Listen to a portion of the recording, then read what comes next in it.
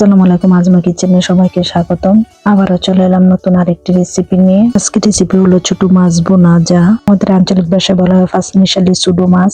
একদম অল্প সময়ে খুব সহজে এই ছোট মাছ রান্না করা যায়। আমি এখানে 500 গ্রামের চেয়ে কম ছোট মাছ নিয়ে নিলাম। মাছগুলোকে ভালো করে ধুয়ে পরিষ্কার করে নিলাম। এখানে চান্দা, পুঁটি ও অনেক রকমের ছোট মাছ আছে।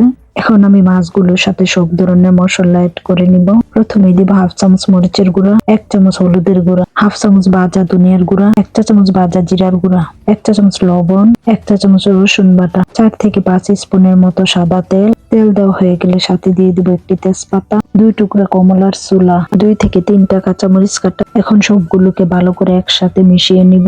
5 থেকে 6 মিনিটের জন্য রেস্টে রেখে দিব। একটি প্যানের মধ্যে আগে থেকে দেওয়া 15 থেকে 20 স্পুনের মতো সাদা তেল, সাথে দিয়ে দিব পেঁয়াজ কুচি। পেঁয়াজগুলোকে ভালো করে লাল লাল করে ভেজে নিব। পেঁয়াজগুলো ভাজা হয়ে গেলে দিয়ে দিব ম্যারিনেট করা মাছগুলো। মাছগুলোকে 1 থেকে 2 মিনিট ভেজে নিব।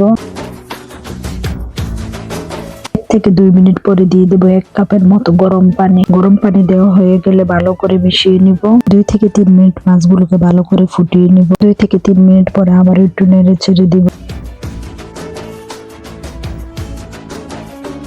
দেখুন মাছের কালারটা কত সুন্দর এসেছে। একদম শেষ পর্যায়ে দিয়ে দিব ধনেপাতা কুচি, যা আমাদের আঞ্চলিক ভাষায় বলা হয় হজর পাতা। কমলার ছোলা দিয়ে ছোট মাছ রান্না করলে এর স্বাদ দ্বিগুণ হয়। একদমই তেতো ভাব আসে না, এর ফ্লেভারটা অনেক সুন্দর আসে, খেতেও অনেক ভালো লাগে। আশা করি ভিডিওটি আপনাদের ভালো লাগবে। ভিডিওটি ভালো লাগলে বরাবরের মতো সাথে থাকবেন আর বেশি বেশি করে লাইক, কমেন্ট, শেয়ার করবেন। যেখান থেকে ভিডিওটি দেখতেছেন সবাইকে অনেক অনেক ধন্যবাদ। আরো নতুন নতুন ভিডিও দেখার জন্য সাথে থাকুন। সবাই অনেক বেশি ভালো থাকবেন। আজকে এই পর্যন্ত, আল্লাহ হাফেজ।